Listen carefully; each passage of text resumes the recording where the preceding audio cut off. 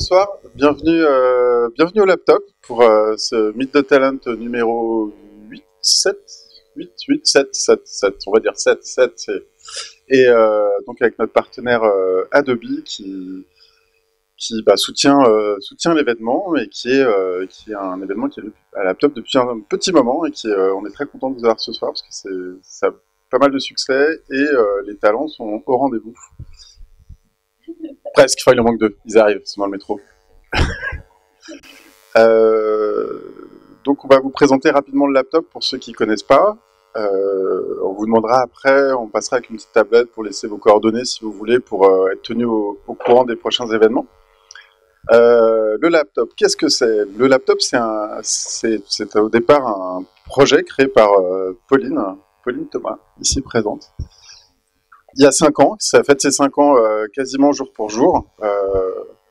Ouais, on devait faire une fête, mais là on était un petit peu pressé.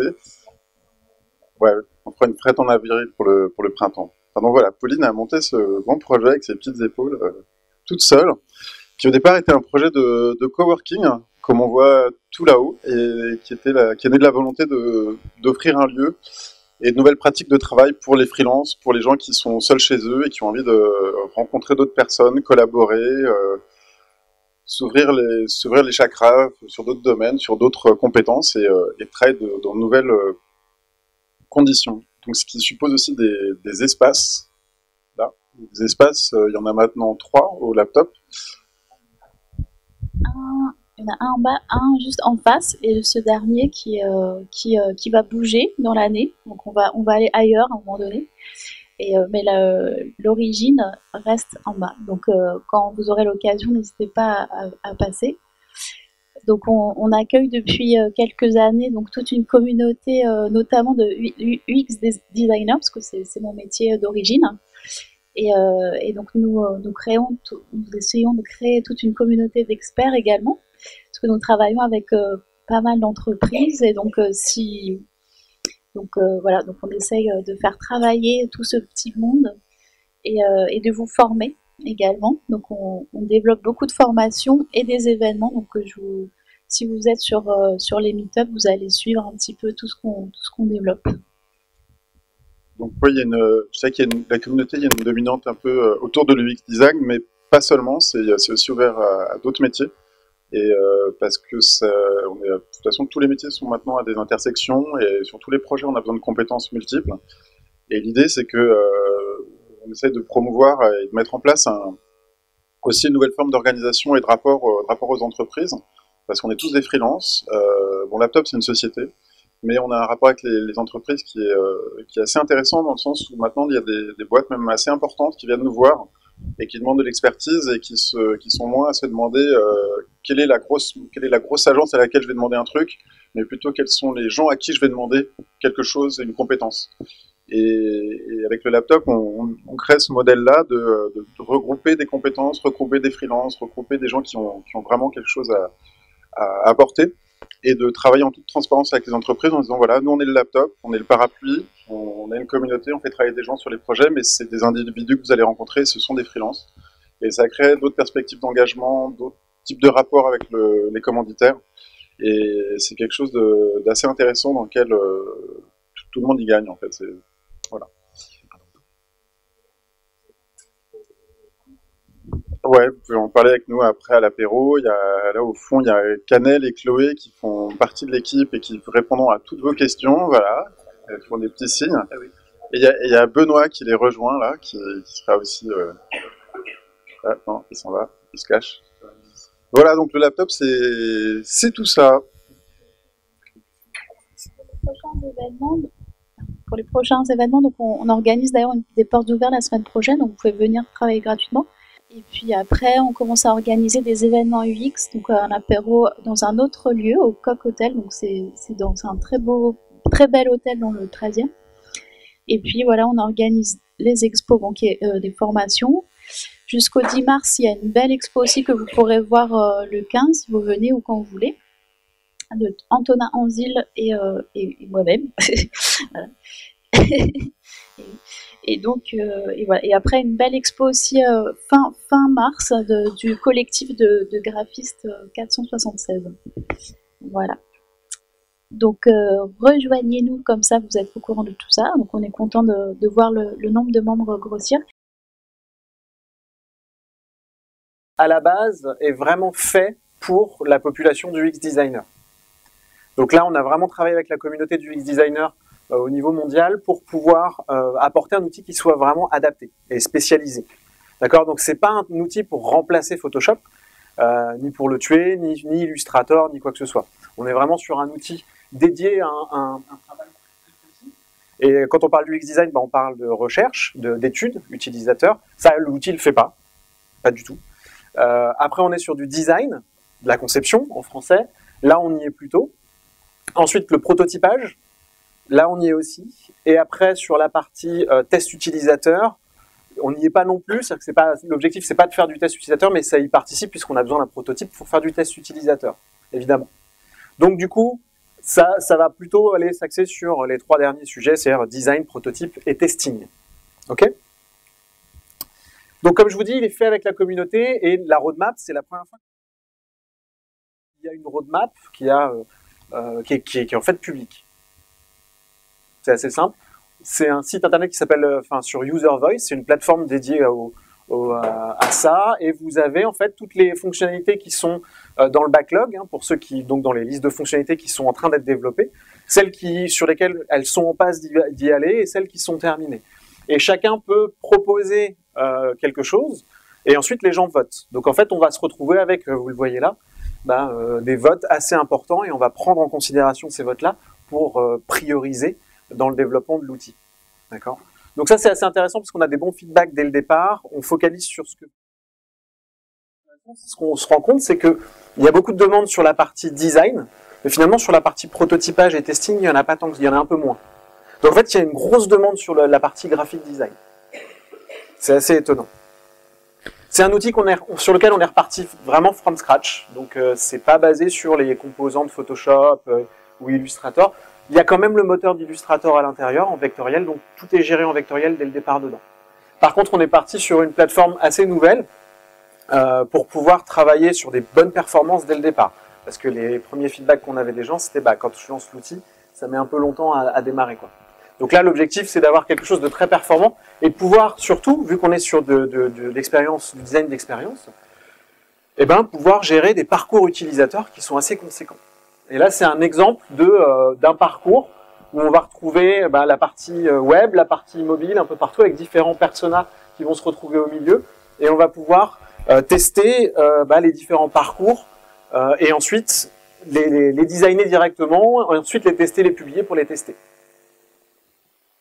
Donc c'est vraiment ça l'intérêt, c'est de pouvoir avoir des hypothèses, faire des parcours, les tester, faire des variantes, republier le parcours, le tester en test utilisateur, ou d'abord peut-être juste le publier auprès des gens qui sont intégrés dans le projet, quoi.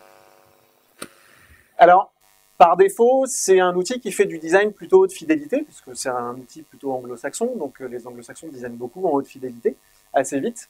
Mais j'ai déjà eu des questions pour dire oui, mais nous on fait du wireframe, comment ça se fait, comment on fait, etc. Qui peut le plus, peut le moins. Il y a déjà en fait des composants pour XD qui permettent de faire du wireframing. Donc du coup, si on veut vraiment faire de la basse fidélité, on peut le faire, il n'y a pas de souci.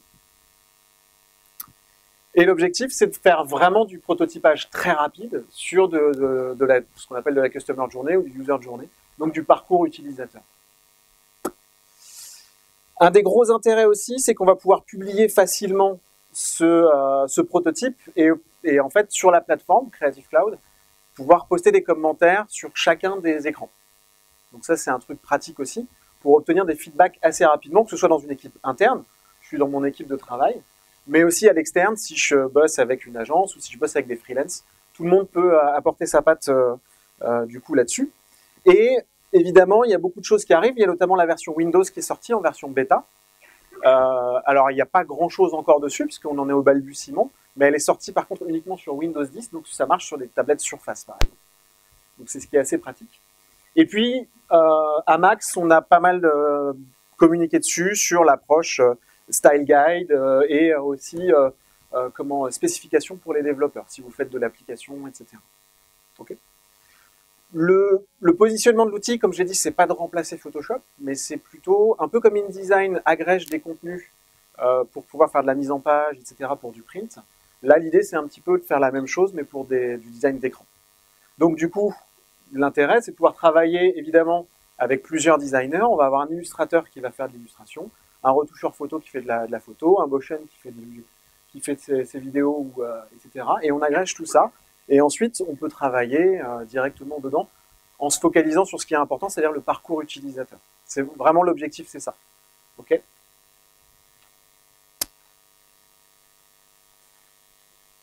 Est-ce que vous avez des questions déjà là-dessus?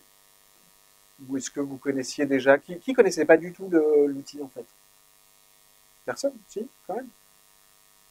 D'accord. Ouais, il y a tellement d'outils en même temps, oui. C'est clair. C'est clair. Donc, je vous montre rapidement à quoi ça ressemble. Tac. Donc voilà. Donc ça, c'est un exemple de fichier XD. On retrouve ces outils, un outil de plume. Hein. Donc on peut vraiment faire des dessins vectoriels avec. Comme je vous dis, c'est le moteur d'Illustrator. C'est un tout petit peu différent, mais ça fonctionne bien. Mais notamment, je peux importer des illustrations qui sont vraiment très compliquées dedans. Ça pose pas de souci, quoi. Et je vais pouvoir les resizer, etc. Il n'y a pas de problème. Le gros intérêt, c'est que ici, je vais retrouver vraiment pas mal de parcours, justement. Je vais pouvoir documenter un petit peu en dehors des artboards, parce que ça fonctionne par artboard comme Illustrator. En dehors, je vais pouvoir définir des personas, parce qu'en UX, on travaille beaucoup avec ça, et dire que pour tel parcours, ça c'est le parcours de création de compte, par exemple. Ici, on a un parcours de souscription, etc. Donc, c'est assez pratique. Ça nous permet d'avoir une visibilité assez globale sur un site, sur une marque ou quoi que ce soit. Et on peut même y intégrer des outils qui sont assez pratiques, genre de Lean Startup, où on a des boards comme ça, où on va travailler avec des post-it pour dire qu'est-ce que je vais tester comme scénario et vraiment communiquer sur les besoins de l'utilisateur et les problèmes qu'on veut résoudre. Donc ça, c'est un côté très pratique. Ensuite, une fois que j'ai tous mes écrans, donc là, je prends un exemple. Alors, les dernières choses qui sont sorties dedans, c'est la notion de calque. Alors, vous allez me dire, c'est pas vraiment nouveau, c'est clair, là-dessus, on est d'accord. Par contre, on est sur des calques qui sont contextuels, donc du coup, quand je me mets dans un artboard, je vais retrouver ici juste les calques qui sont liés à ce artboard-là. Et comme je vous le disais, les éléments à l'intérieur sont vraiment en vectoriel, donc je vais pouvoir retrouver toute la hiérarchie avec les différents chemins vectoriels, et je peux même changer ça sans problème. On est vraiment sur du vectoriel. Ok ? Ensuite, autre chose assez pratique, c'est les symboles. Et là, les symboles, c'est quelque chose qui est assez familier pour les gens d'Illustrator aussi. Si je me mets, par exemple, sur ce artboard-là, j'ai un symbole pour le fond, avec un dégradé rouge. Et si je change, en fait, mon dégradé, il change aussi pour l'écran qui est à côté. Alors, on ne voit pas très bien avec le contraste. Voilà. Donc ça permet vraiment de synchroniser des éléments entre différents écrans. Et c'est assez pratique. Ensuite, une fois qu'on a fini la partie design, on passe au prototypage. Donc là, on switch d'onglet, très simplement. Et après, n'importe quel élément peut être potentiellement interactif. Et on voit ici tous les liens qu'on peut tirer entre un élément et un autre. Donc si par exemple, je veux cliquer sur la tête de David et aller sur un autre écran directement, je peux pas revenir en arrière ou quoi que ce soit, j'ai juste à faire ça. On me dit que la cible, c'est bien ça. J'ai différentes transitions possibles entre les écrans avec la durée de la transition et c'est réglé. Après, j'ai accès ici à tous les écrans, tous les artboards de mon canvas. Et je peux même choisir, dans l'historique, dire juste je reviens à l'écran précédent. Ce qui est aussi une demande qui avait été faite des utilisateurs, parce que c'était pas pratique quand on avait beaucoup d'écrans, à chaque fois de dire je reviens au précédent. Ok ? Pour tester, c'est très simple, je clique sur lecture et après je teste mon prototype tout simplement là-dedans. Je peux enregistrer une petite vidéo de mon parcours. Voilà, c'est un parcours de création de compte assez basique.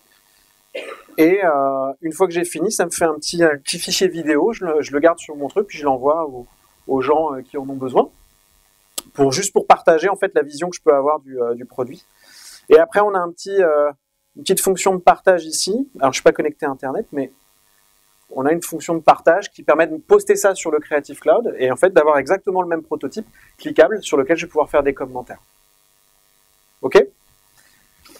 Donc voilà le statut de l'outil aujourd'hui. Les nouveautés, elles sont plutôt côté Windows en ce moment, parce qu'on essaie de rattraper un petit peu. On a commencé sur Mac, parce que c'est la communauté des designers sont plutôt sur Mac pour l'instant. On rattrape le niveau côté Windows, et sur la partie prototypage et test, sur la partie commentaire, on a sorti il n'y a pas longtemps le fait que quelqu'un qui n'a pas forcément un Adobe ID puisse faire un commentaire. Donc si vous bossez avec des gens d'entreprise, vous n'allez pas leur dire il faut que vous créez un Adobe ID. Et le mec va dire non, ça ne va pas être possible. Donc là, du coup, ça permet ce genre de choses. Voilà où on en est. Je ne vais pas en parler plus que ça. Si vous avez des questions, vous n'hésitez pas. Non, ça va? Donc, comme je disais, l'objectif, c'est d'agréger, de travailler sur les parcours utilisateurs. On va peut-être passer sur nos... Tout le monde est arrivé? Ça y est? C'est bon. La bière aussi? C'est bon. C'est pour tout à l'heure.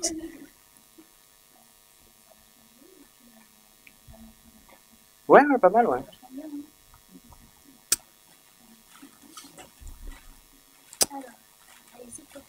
Alors, c'est ici, MTT1, c'est là?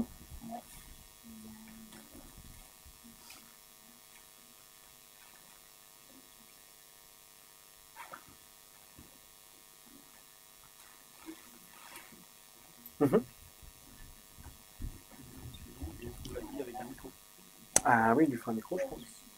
Tu veux que je le passe? Alors, ce soir, on a fait Valérie Chauffour, je sais pas où tu es, enfin je sais que tu es là, voilà. Voilà, Valérie Chauffour, donc qui fait plein de choses très différentes, donc c'est intéressant comme Alexandre aussi Soubrier. Donc à la fois UX designer, illustratrice, design de produits, enfin tu fais pas mal de trucs. Donc voilà, elle va nous présenter certains projets. Alexandre Soubrier, qui est un vieux membre de Laptop, qui est là depuis le début, et donc qui est arrivé en tant qu'illustrateur, et qui est toujours illustrateur, qui est aussi un super motion designer et qui travaille avec Flash, et oui, c'est ouf, et oui, c'est incroyable, il est là, voilà, très bien, et aussi UX designer, mais c'est pas ce que tu vas nous montrer ce soir. Alors Billy Thomasin, qui est une super photographe, qui a une grande personnalité et qui est vraiment qui a vraiment son style bien à elle. Donc c'est super d'accueillir Billy que je ne connaissais pas encore. Et Thomas Roda, alors designer d'atmosphère, donc il va nous expliquer ce que ça veut dire.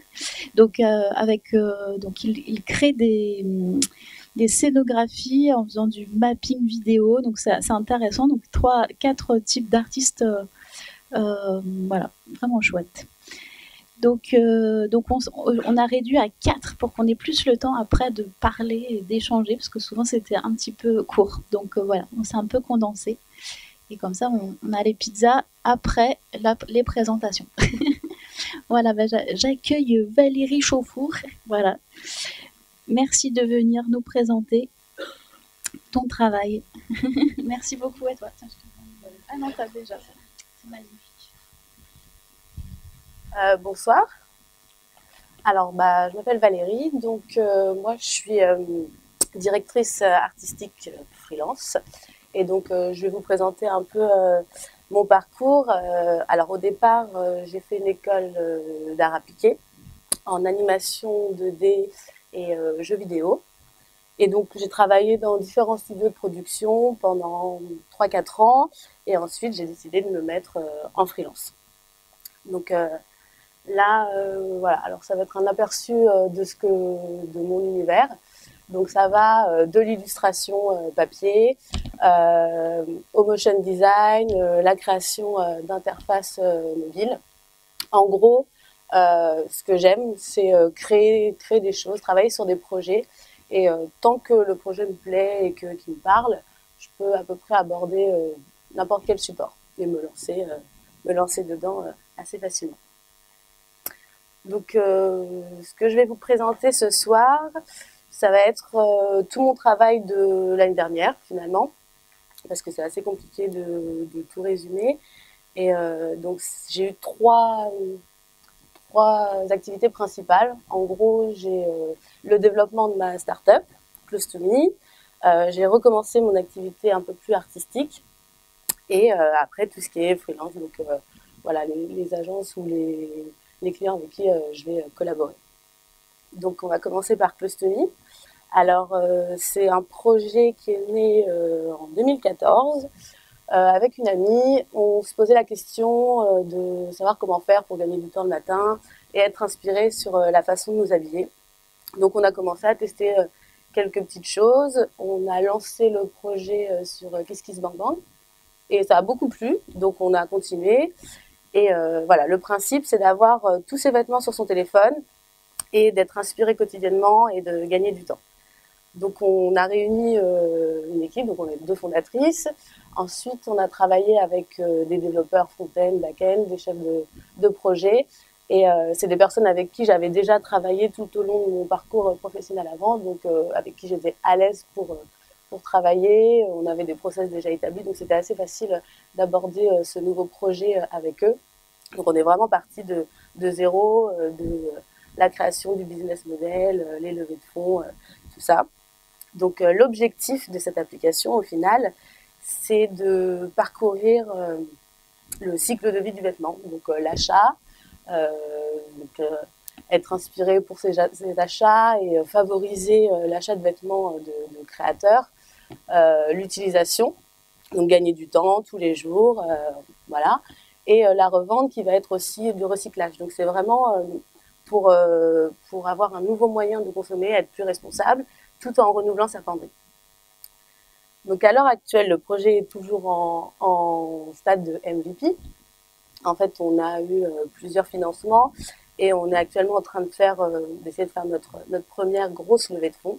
Donc pour le moment, on va pouvoir enregistrer ces vêtements rapidement avec une simple photo.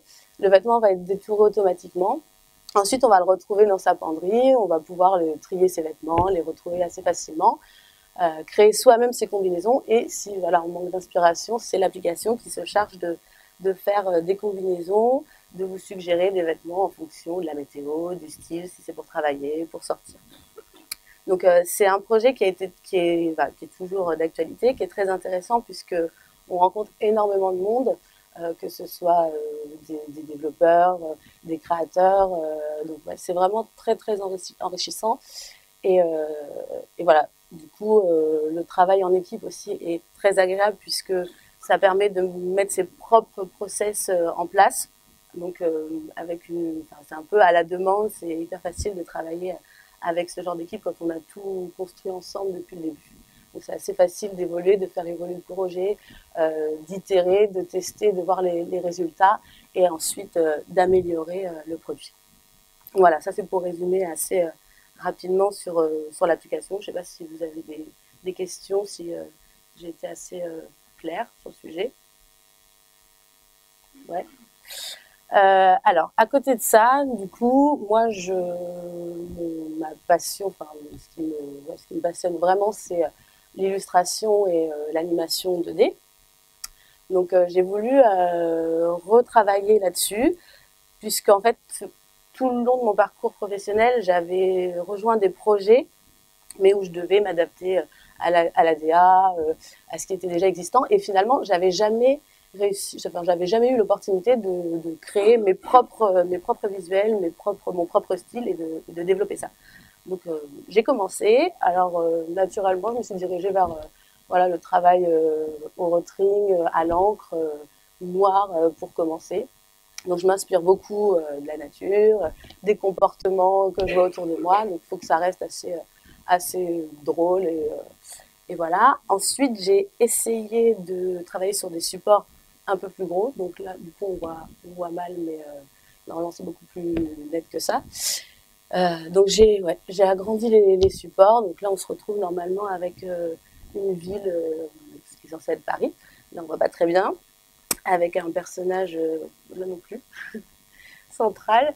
Et puis, bon, du coup, pour en arriver là, en gros, je fais un gros rough, un gros brouillon, qu'ensuite je vais cleaner à la table lumineuse. Et après, je vais ajouter la couleur, le remplissage, principalement avec des petits points, des traits. Et du coup, je vais vous montrer une vidéo qui vous présente un peu la façon dont je travaille sur ce genre de choses.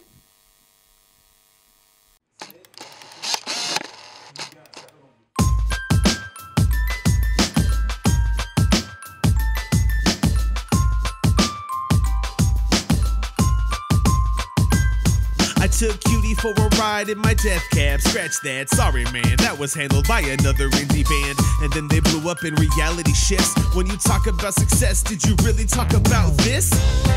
Did you even know this plan exists? I don't think you can handle this.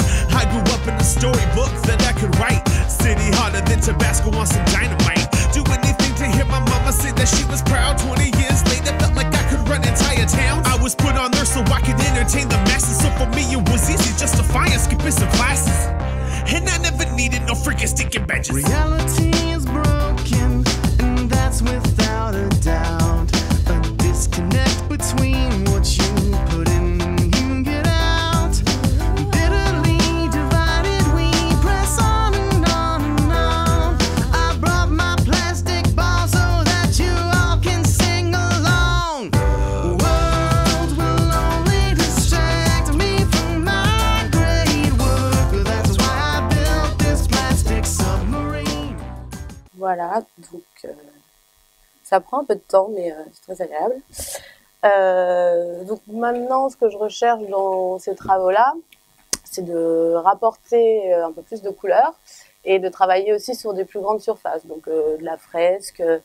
Je travaille avec une galerie qui a pour objectif de décrocher l'art du mur, donc on va aussi être amené à travailler sur des tissus, faire des patterns, sur des pots de fleurs, un peu sur tout, donc voilà, c'est assez stimulant et ça me plaît beaucoup et c'est quelque chose que je suis en train de développer de plus en plus, avec aussi de la sculpture et tout un ensemble, et on verra bien ce que ça va donner.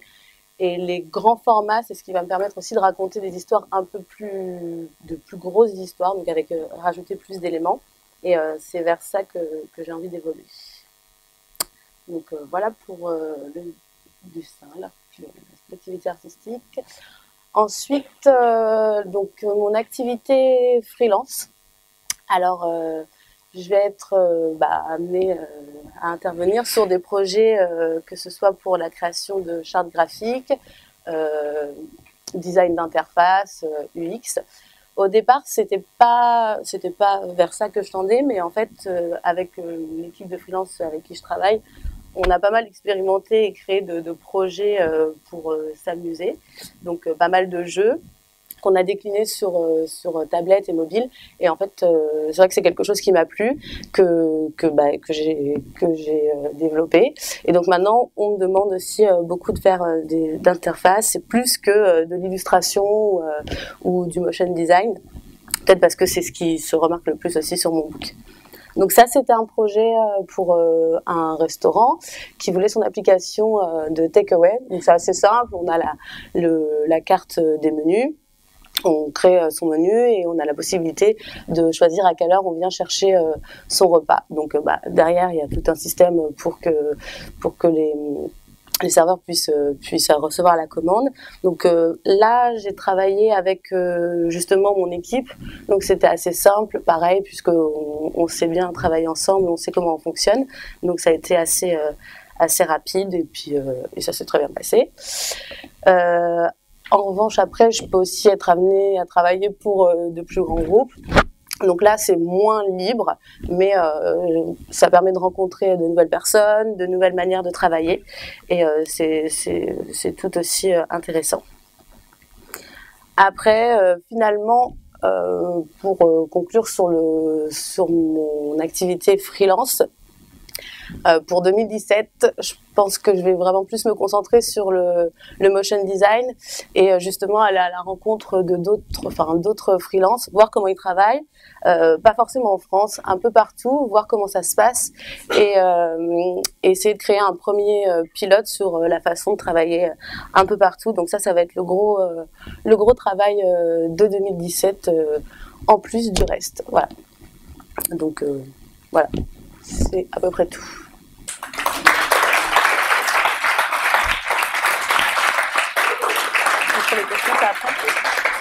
Questions ? Quelques petites questions là. Merci beaucoup, c'est superbe. Moi j'ai juste une question, comment tu trouves le temps pour faire tout ça? Je m'organise. Je sais pas comment je fais, même moi je me demande, mais je m'organise. Après, je suis pas toute seule. Je travaille avec mon associé sur la start-up. J'ai toujours une équipe avec moi. En fait, je suis freelance, mais j'ai tout le temps du monde qui travaille avec moi. Et la fresque là que tu as faite, ça t'a pris combien de temps, par exemple? Alors, j'ai pas pris un temps précis, donc je crois qu'en comptant, j'ai dû faire 7 jours, le temps de penser, d'imaginer. Mais une fois que c'est dessiné, que c'est prêt, entre guillemets, le remplissage, c'est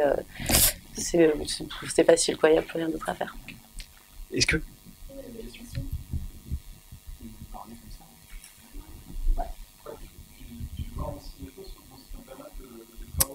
Ouais, mes travaux en sérigraphie, voilà, c'est pas quelque chose que je développe pour le moment, mais comme je viens de m'y mettre, je viens de m'y remettre, autant voir si ça peut plaire. C'est le cas, donc ouais, c'est plutôt cool. Mais c'est vraiment, je me concentre aussi sur la galerie qui est Samo Galerie, avec laquelle on a plein de projets. Donc vraiment décliner toute l'illustration sur plein de choses, plein de supports différents.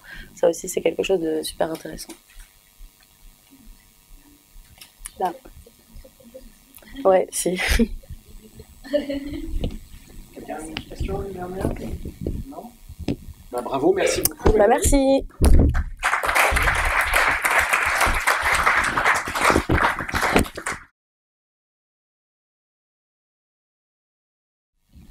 Bonsoir tout le monde.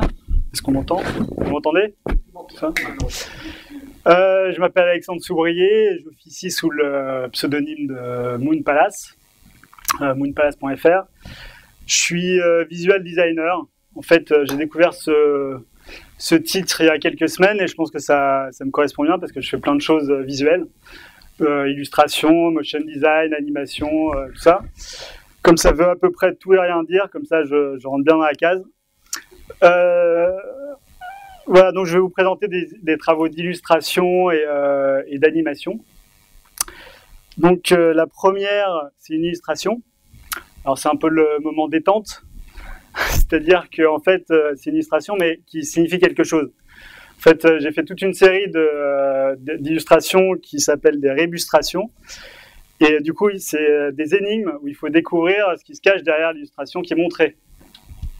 Donc là, si vous voulez participer, un petit moment, savoir ce que ça veut dire. Et les pizzas et les bières à la fin. Voilà, les pizzas et les bières. À gagner. Ah, bah je vous dis pas ce que ça veut dire tout de suite alors. Bah je vous dirai à la fin. Non? Non, sans rapport avec la soirée de ce soir, en fait, c'est... Est-ce que j'ose le dire maintenant? Je sais pas. Un meet-up, voilà. La viande en l'air. Hein, voilà. Spécial dédicace. Donc voilà, j'ai fait toute une série que vous pouvez voir sur Facebook. Et si vous voulez vous amuser à savoir ce que les illustrations veulent dire, je vous invite à y aller. Voilà. Bah, je sais pas. Ah, ben je suis prêt à écouter toutes les idées. Ouais. Un autre, bah, c'est le seul pour ce soir. Donc, en fait, vous vous demandez comment je suis arrivé là. Et bah, du coup, j'ai commencé un peu comme tout le monde par Tintin. J'ai lu des Tintins, des Gaston Lagaffe. Puis bon, voilà, c'était sympa, mais bon, ça fait pas une vocation, quoi. Puis un jour, j'ai vu plutôt ça, quoi. Et là, je me suis dit, mais c'est qui ce mec qui dessine des trucs complètement barrés Donc je me souviens avoir demandé à mes parents qu'est-ce que ça voulait dire. Est-ce que ce mec-là, il gagnait vraiment sa vie? Est-ce que c'était juste un petit one shot comme ça pour se faire plaisir, etc. Malgré tout, voilà, ça n'a pas toujours fait tilt chez moi, mais c'était quand même sur le chemin de ça, quoi. Voilà, Moebius. Enfin, l'illustration avant, c'était Philippe Douriet. Je sais pas si vous connaissez, mais c'est un gars qui vit de son art. Et plutôt bien. Et Moebius encore mieux. Et en fait, j'ai appris récemment qu'en fait Moebius créait des vocations chez tout le monde parce qu'en fait il faisait, en fait on avait l'impression qu'il dessinait tellement facilement que c'était accessible à tout le monde. Voilà, c'est ce qui s'est passé pour moi. Et du coup, je me suis dit bah tiens, je vais faire de la bande dessinée de ma vie. Et donc j'ai dit à mes parents ouais, je vais faire de la bande dessinée. Et ils m'ont dit, bah ouais, d'accord, bah écoute, bah d'abord deviens ingénieur en électronique. Voilà, ok. Donc bon, c'était pas le bac, mais c'était l'ingénierie. C'est la slide la plus sexy de ma présentation, donc voilà.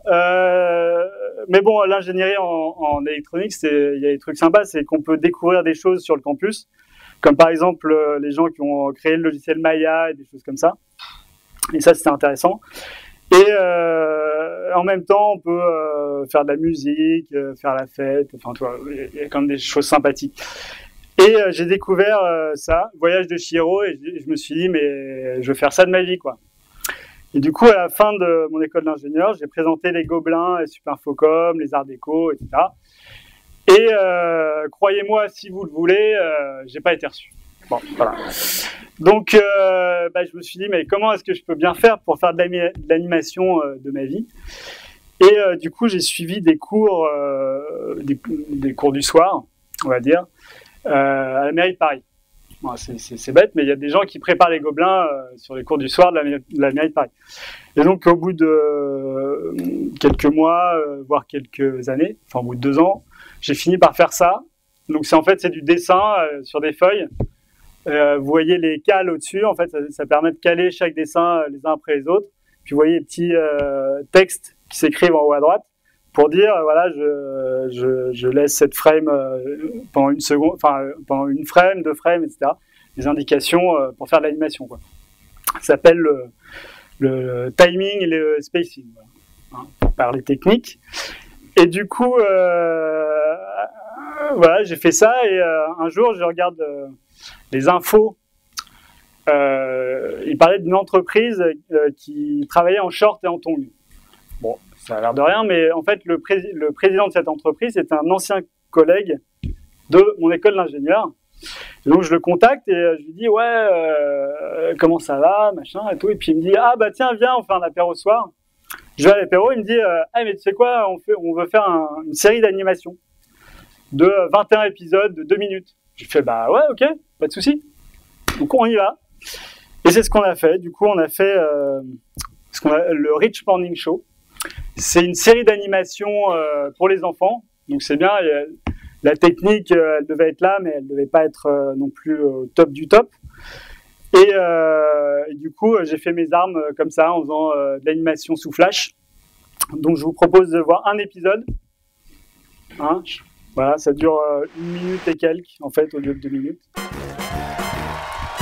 C'est cours d'anglais pour les enfants. Bravo! What are you doing here? Get back in your cage.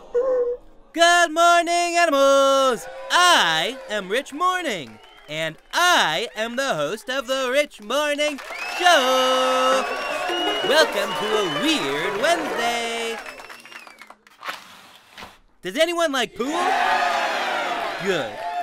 Animals, get ready for Pavel's pool shot!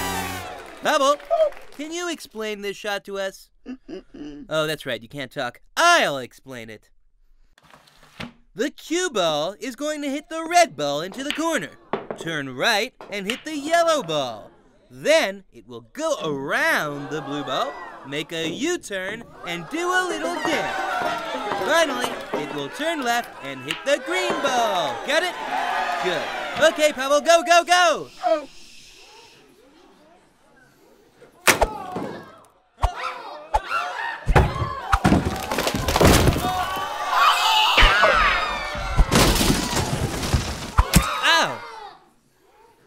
Okay.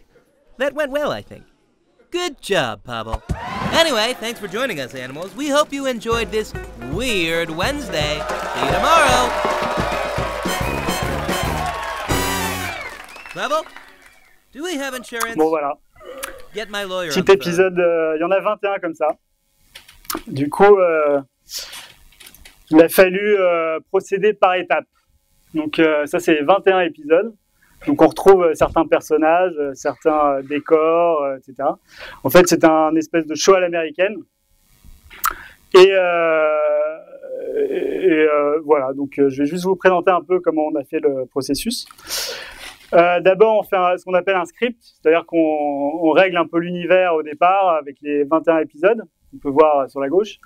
Et ensuite, au fur et à mesure, on étoffe chaque jour, enfin chaque épisode, parce qu'en fait, chaque épisode correspond à un jour de la semaine.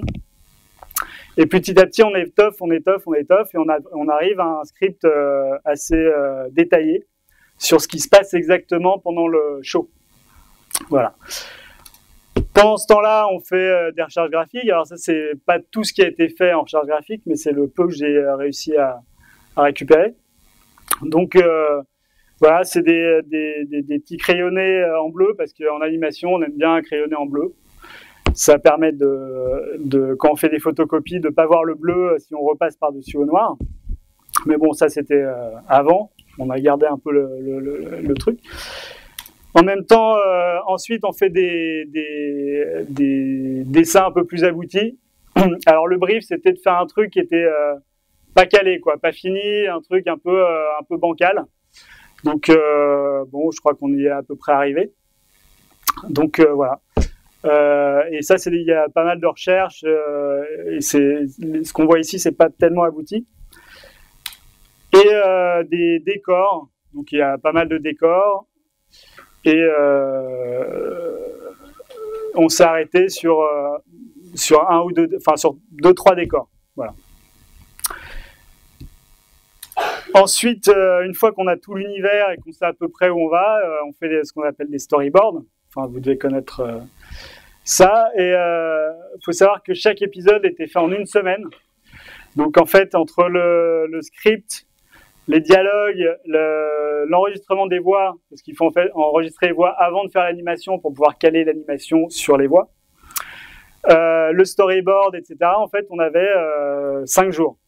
Voilà. Enfin, c'est ce qui était décidé, quoi. 5 jours, du coup, ça débordait un peu sur la semaine, quoi. Donc voilà, ça c'était le storyboard de l'animation qu'on vient de voir. Et après, on intègre. Donc, en fait, ça c'est fait sous Flash. Hein, parce que Flash n'est pas mort, je tiens à le préciser. Flash est un super logiciel d'animation, on peut faire plein de choses avec. Après, il faut avoir quelques petites recettes de cuisine, parce que c'est pas évident. En fait, chaque point noir correspond à un dessin. Voilà. Donc là, tous les points noirs, c'est un dessin. Bon, évidemment, il y a l'œil droit, l'œil gauche, tout est découpé comme on peut le voir sur la colonne de gauche. En fait, tout ça correspond au personnage qu'on voit au milieu, et encore, je crois que c'est pas complet. Il manque des calques. Donc voilà, on multiplie ça par le nombre de minutes. Là, il doit y avoir à peu près 2 secondes. Donc, enfin un peu plus. Donc voilà, donc c'est un travail, c'est chronophage. Et aujourd'hui, si je devais refaire cette animation, je pense que je la ferais autrement. Voilà. Enfin, genre sous After Effects, où on peut faire ce qu'on appelle du rig de personnages, des choses comme ça. Mais c'était une aventure passionnante, en tout cas. Et voilà. Et aujourd'hui, je suis toujours aussi passionné d'animation, malgré tout. Et vous pouvez retrouver donc ce show sur France TV Éducation et sur richmorning.com, qui est le site qui permet d'apprendre l'anglais aux enfants. Voilà. Donc il y a des petites questions et vous devez répondre. Enfin, c'est fait pour les enfants, quoi. Aujourd'hui, sur le même principe, c'est-à-dire faire un script, storyboard, scénario, etc. J'ai fait cette animation, mais cette fois-ci sous After Effects. Le sommeil, c'est obligatoire. Pilote d'avion, policier, urgentiste, restaurateur ou artiste, près de 4 millions de professionnels travaillent en horaire atypique, soit environ 5% de la population française. Pas toujours compatible avec notre organisme programmé pour dormir la nuit. C'est le cas des professionnels de la pâtisserie artisanale, dont 26% disent avoir des problèmes de sommeil et qui commencent leur journée entre 3 et 7 heures du matin, au beau milieu du rythme circadien. Vous savez, ce mécanisme qui synchronise grâce à la lumière du jour nos petites horloges internes, qui commandent à leur tour toutes nos fonctions biologiques. L'horloge circadienne est si essentielle que tous les êtres vivants, de la bactérie à l'humain, sont dirigés par ce système complexe. Alors mieux vaut éviter de trop le dérégler.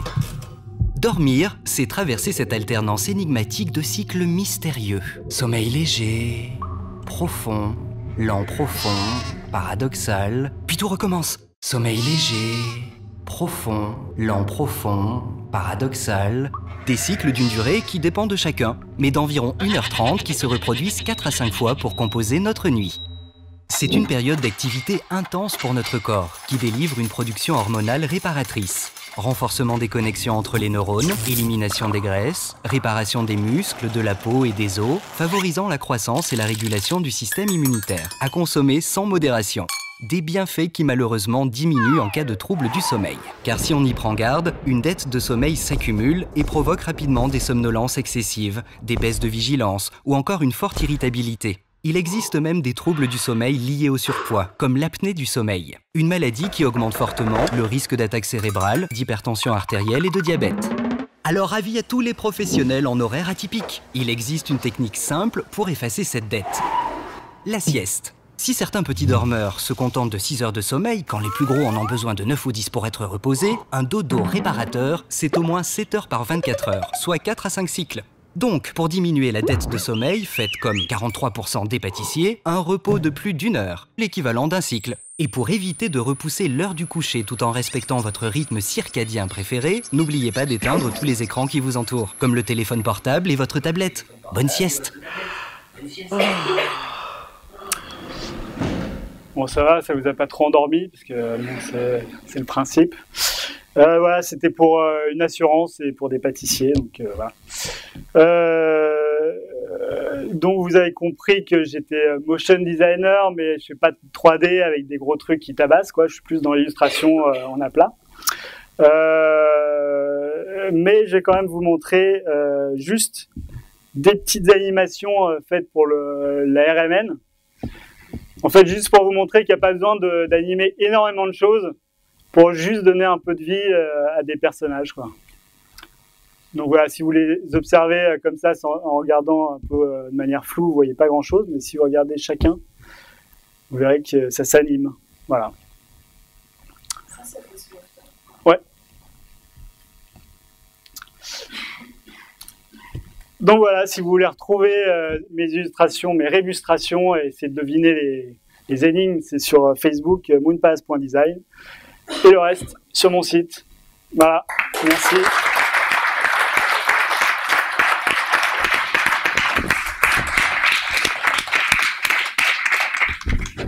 On reste là. Des gens, des questions pour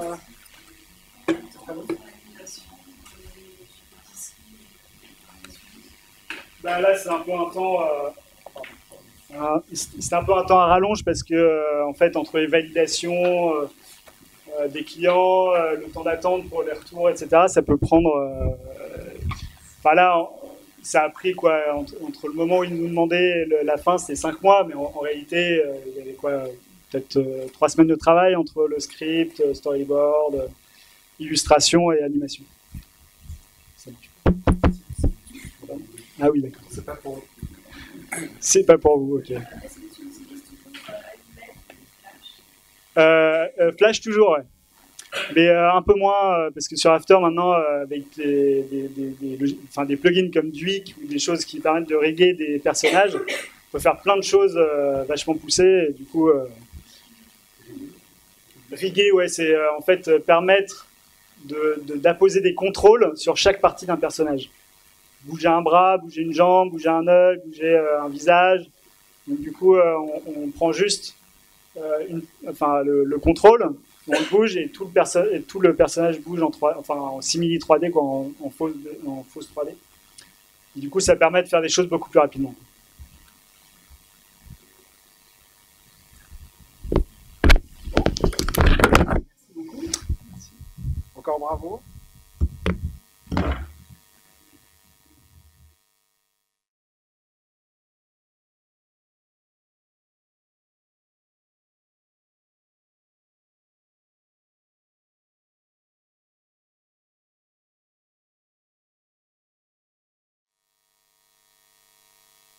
Ouais.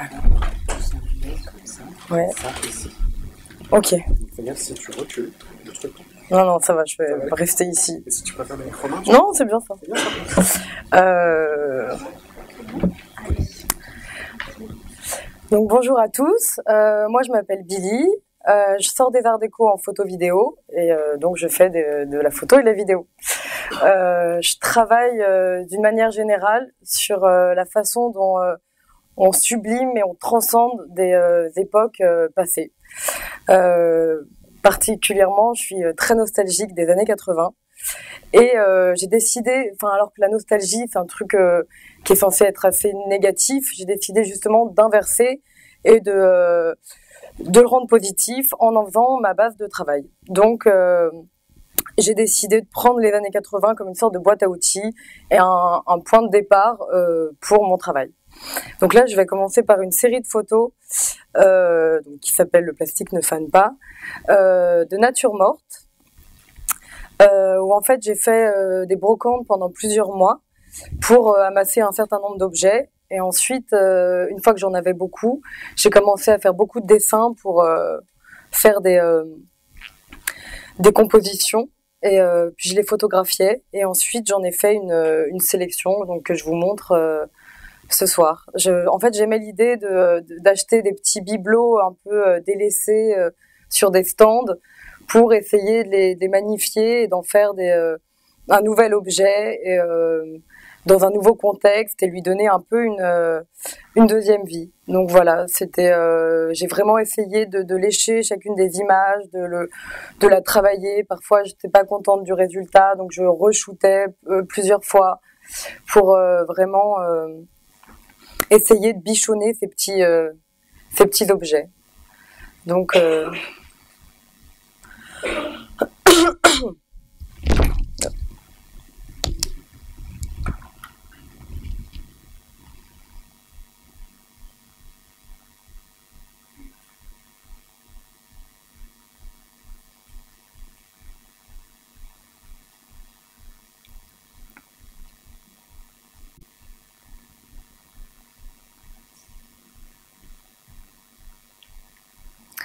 Donc ensuite, je vais vous montrer une autre série de photos qui s'appelle Le quart d'heure américain.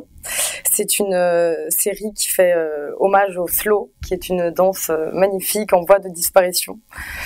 Donc voilà, en fait, c'est pareil, c'est un point de départ où je trouve que c'est une danse assez surréaliste dans le sens où on a 3 minutes pour à tourner sur soi-même avec un inconnu dans les bras sur de la musique pour que la magie opère. Et je trouvais que ce truc d'étreinte comme ça, il y avait un truc à faire avec ça.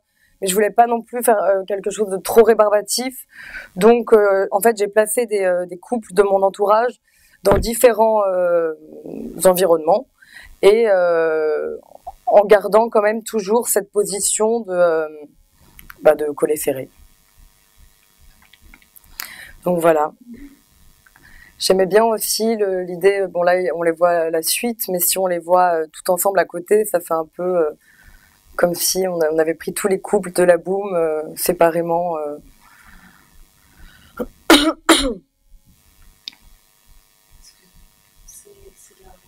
Ouais, la première série c'était du numérique et celle-là c'est de l'argentique. Bon, on voit pas très bien avec la lumière. Ah ouais, bon, je sais pas si ça vous va, mais c'est vrai que je trouvais que... Ah mais oui, on se met dans l'ambiance.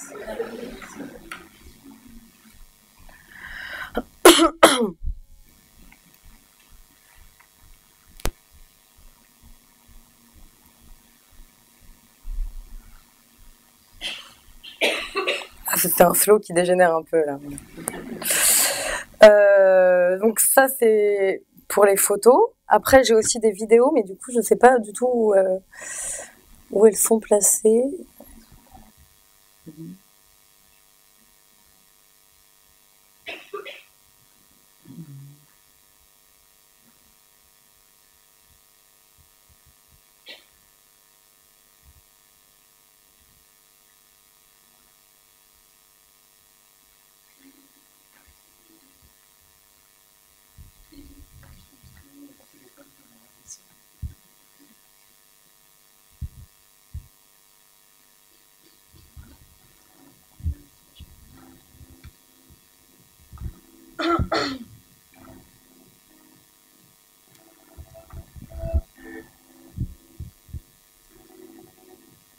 Donc là, en fait, j'ai à gauche, j'ai fait une compilation de... peut-être que je parle pas avec la musique. Donc à gauche, c'est une compilation de différents clips des années 80, où j'ai pris plusieurs petits pas dans différents clips pour faire une seule et même chorégraphie. Et après, je l'ai refait faire en plan séquence par une danseuse qui les fait donc d'une traite et en une seule fois. Et j'ai ensuite installé donc ces deux vidéos dans deux télévisions dans une même vidéo pour faire comme une sorte d'écho. Et surtout, c'était l'idée de prendre, de sampler un peu comme en musique. On va prendre des petits bouts de morceaux pour faire une seule et même musique. C'était un peu la même idée, mais avec la danse. Et donc voilà, c'était aussi une envie de m'approprier toute cette danse qui me plaît beaucoup, du disco, du funk, et de mettre ça dans un même contexte et d'unifier aussi tout ça avec une seule même personne, dans un même lieu et dans un même contexte.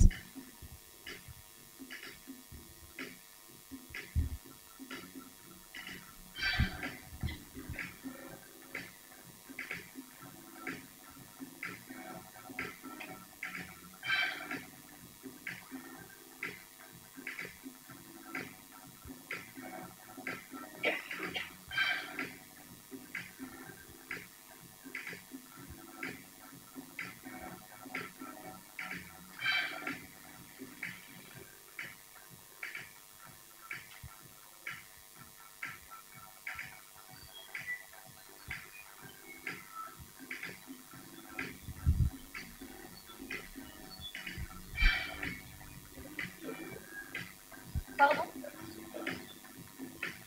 ça, c'est un ami qui fait de la musique, Wookie, ça s'appelle, et qui l'a faite pour la vidéo spécialement. Et justement, je voulais un truc qui fasse un peu écho aux années 80, mais où on sente aussi que c'est un truc qui est fait aujourd'hui et qu'on ressente le côté, on est en 2000... bon là, on était en 2016, donc voilà. Pour la deuxième vidéo, j'ai peur, si déjà celle-là a eu du mal à charger, que ça soit pire. Mais donc là, c'est en fait un petit parcours, je dirais, en fait pour voyager dans ma nostalgie des années 80. Donc là, j'ai pris plein de petits éléments, de détails qui m'inspirent, et j'en ai fait à chaque fois des petites vidéos. Donc là, soit on suit l'ordre que j'ai donné, ou sinon on voyage au hasard parmi les vidéos. Donc je vais en montrer quelques-unes. Mais bon.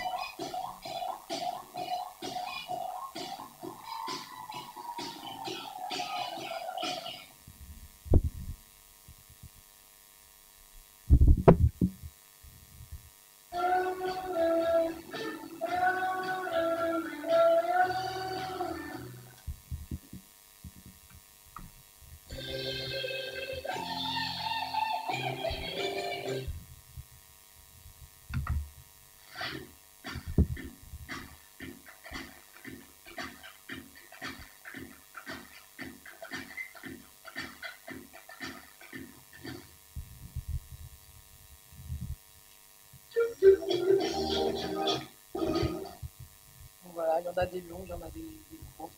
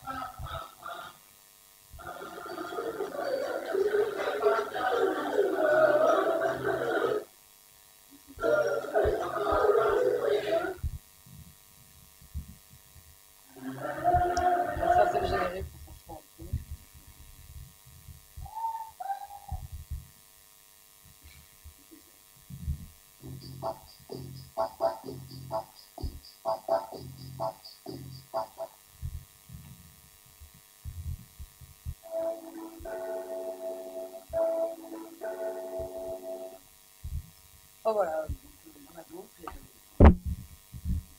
Et voilà, donc vous pouvez voir sur mon site. Et voilà.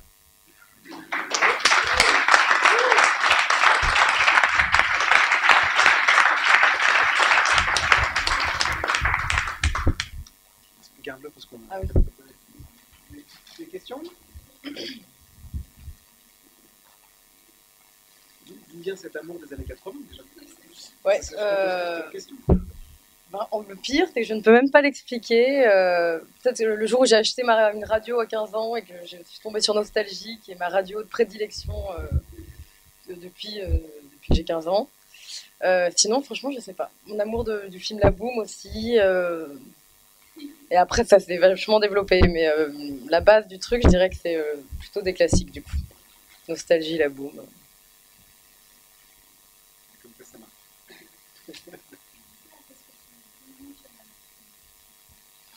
Ouais, ben là, j'ai pas trop le temps de continuer de la nostalgie.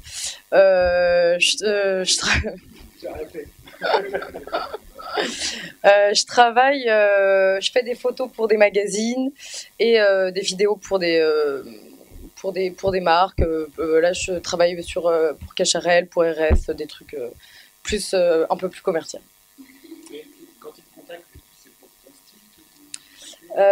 Oui, en fait, je travaille avec une agence de pub qui a vu mon site et du coup qui m'a contacté, et les éditions Jaloux aussi, donc tout Jalouse, officiel, etc., qui ont vu mon site et du coup qui m'ont contacté et qui me font des commandes.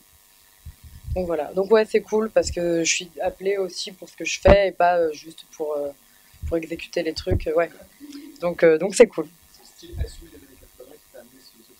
Voilà, bon après j'espère pas rester toute ma vie là-dessus parce que déjà c'est hyper en vogue en ce moment, donc voilà. Mais en tout cas c'était un bon point de départ parce que je trouve que quand on commence dans l'art, c'est pas forcément facile de trouver tout de suite un sujet, un truc qu'on peut développer sur le long terme et un truc qui nous tient vraiment à cœur. Donc c'était aussi une manière de trouver un truc sur lequel je peux passer des heures et qui me passionne vraiment. Et voilà, peut-être que ça va évoluer plus tard avec des choses différentes et donc voilà. Voilà. Merci beaucoup. Encore bravo. Merci.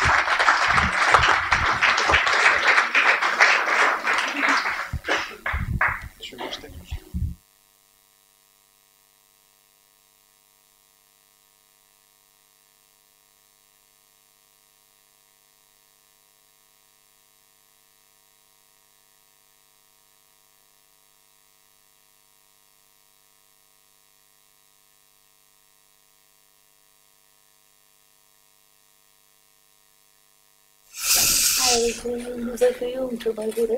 Super photo.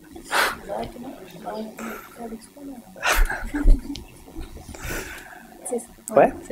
Ok. Bonsoir. Merci de m'avoir invité ce soir. Alors, je vais revenir sur design d'atmosphère parce que c'est un terme que j'utilise pas énormément depuis un petit moment. Et c'est vrai que je l'ai écrit à un moment où c'est un peu comme visual designer ou visual artiste.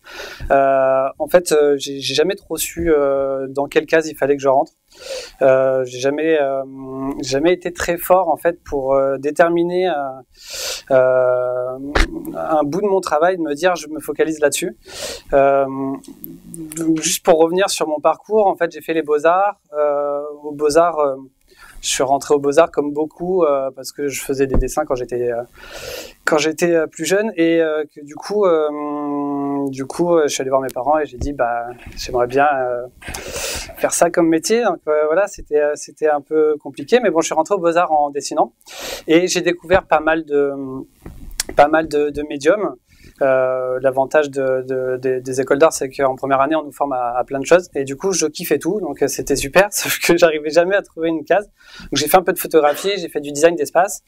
Au bout de 3 ans de Beaux-Arts, j'en avais un peu marre parce que je sentais que j'étais pas artiste. Il y avait quelque chose qui allait pas avec les autres personnes autour de moi. Je sentais que j'étais pas habité comme eux. Donc j'ai voulu m'en aller de là pour faire des arts appliqués. Et de là, en fait, j'ai fait du design d'environnement, qui est un peu un mix entre le design d'espace et l'architecture. J'aimais bien ça. À côté, je faisais un peu de graphisme. J'ai découvert des tutos sur Internet, un petit peu de motion, des effets spéciaux, voilà. Du coup, je me disais, oh là là, je fais du design environnement, mais en fait, j'aime bien les effets spéciaux. Qu'est-ce que je fais là? Alors, j'essayais de mixer des trucs. Je crois que mes profs, ils comprenaient rien à ce que je voulais faire. Après, la dernière année de la fac, je me suis dit, je vais encore changer. Je vais faire du design d'objets. Et tout ça pour arriver au design d'atmosphère. Du coup, l'idée du design d'atmosphère, en fait, c'était un nom un peu générique pour englober toutes mes passions. Donc, moi, ce que j'aime, c'est l'image. Et ce que j'aime, c'est que cette image, elle soit pas dans une télé, elle soit pas dans un écran, mais qu'elle soit au sein d'un espace. Donc, en fait, j'aime la confrontation entre l'image digitale et l'espace réel, architectural, palpable. Ce soir, je ne vais pas vous présenter mes travaux en général, je vais vous présenter un projet en particulier pour vous expliquer en fait ce qui me plaît en tant qu'indépendant. Donc, je suis freelance depuis quelques années. J'étais superviseur dans un studio de création avant, quand je suis arrivé à Paris. J'ai fait un peu mes marques au départ en agence, et puis en fait je me suis dit que c'était quand même mieux pour moi d'être en free, parce que il y avait encore cette question d'être mis dans des cases en agence, et moi ça me convenait pas. En fait, j'avais toujours l'impression d'être bloqué dans quelque chose, donc voilà, j'aime bien passer d'un stade à un autre. Donc ce projet, c'est un projet collaboratif qui est plutôt intéressant pour moi, parce que ça regroupe un peu tout ce que j'aime dans la création. C'est le partage et faire quelque chose d'englobant, on va dire. Ce que je vais faire, c'est alors en fait, je vais vous montrer la vidéo dans un premier temps, et puis après j'expliquerai au fur et à mesure le process de travail. Juste pour introduire, j'ai un de mes clients. Alors, j'ai la chance que ce client, il était à Paris au départ, et c'est un Mauricien. Il habite donc maintenant à l'île Maurice, et il a décidé depuis quelques années de créer une boîte événementielle à l'île Maurice, chose qui est assez rare en fait là-bas. Donc il est un petit peu aux prémices des événements. Ce qui est intéressant, c'est que du coup on travaille souvent en collaboration tous les deux pour créer des choses qu'ils n'ont jamais vues là-bas. De l'événementiel un peu englobant, qui regroupe de la scénographie digitale, du vidéo mapping. Voilà, chose qui me plaît beaucoup à mettre en scène. Et lui travaille beaucoup sur la scénographie physique, donc on travaille en collaboration. Sauf que la plupart du temps, quand j'allais à l'île Maurice, c'est bien, ça fait à peu près 10 fois que je vais à l'île Maurice depuis que je travaille avec lui, donc c'est toujours un kiff de le dire. J'ai jamais payé 1 euro pour aller pour aller à l'île Maurice, donc ça c'est la partie cool. Mais bon, du coup je culpabilisais un peu, parce que je me disais chaque fois que je vais à l'île Maurice, en fait, je viens faire mon travail, je viens montrer mes compétences. Je les montre même pas. Je donne mes compétences. Je fais ce que j'ai à faire et je m'en vais. Et il n'y a pas cette notion de partage en fait avec les Mauriciens. Et je me disais, un jour, ça serait quand même bien d'aller faire quelque chose là-bas. Et voilà, j'ai eu un petit trou dans ma vie créative là en 2015, et je me suis dit c'est le moment ou jamais, il faut que je parte. Donc j'ai pris 3 mois et je me suis focalisé sur une production purement personnelle et artistique là-bas, tout en mettant en place quelque chose d'intéressant. Alors je vais vous montrer le film et on en parlera après. C'est juste, on peut éteindre la lumière s'il vous plaît. Alors, non, juste avant de montrer le film, c'est quand même bien de savoir de quoi on parle. En fait, le projet, comment dire? En fait, on avait envie de faire quelque chose d'assez fort ensemble, mais on savait pas trop comment l'impulser. On a vu qu'on fait de la scéno, on aime aussi les scénos un peu plus artistiques, et forcément on est allé à la Fête des Lumières de Lyon, ce genre de festival où on trouvait ça complètement dingue, et lui en fait un jour me dit mais tu sais qu'on pourrait peut-être penser à faire ça chez moi à l'île Maurice. Alors, je lui dis non mais t'es juste un dingue, parce que créer un festival c'est compliqué, bon voilà. Et du coup on voulait impulser ça, et on cherchait plein de petits trucs pour faire une création ensemble, et en fait un jour il m'a fait visiter donc ce théâtre. Le particulier de ce théâtre, c'est qu'il est dans la capitale, il est un peu perdu là au milieu des buildings qui sont juste horribles pour une île comme l'île Maurice. C'est assez dommage, mais bon voilà. Ils construisent un peu tout et n'importe quoi là-bas. Alors ça fait aussi son charme, parce qu'il y a un côté multiculturel. On voit multiculturel avec les cultures des gens, mais aussi culture architecturale, il y en a un peu dans tous les sens. Et donc ce qui nous a marqué, c'est que ce théâtre-là, c'est le premier théâtre de l'hémisphère sud, et il a 200 ans. C'est un théâtre colonial, qui a été créé à la période coloniale, et il était fermé en fait depuis 10 ans, complètement à l'abandon, dans un état voilà, pas terrible quoi. Donc quand je suis rentré, en fait c'est ça que j'ai vu en rentrant à l'intérieur, à la fois un choc du fait que ça soit aussi abîmé, et une beauté du lieu, je sais pas, je suis tombé amoureux du lieu en rentrant à l'intérieur. Donc on s'est dit on arrête de chercher, c'est là qu'on veut faire quelque chose. Donc je vous montre le projet et ensuite je vous en parle.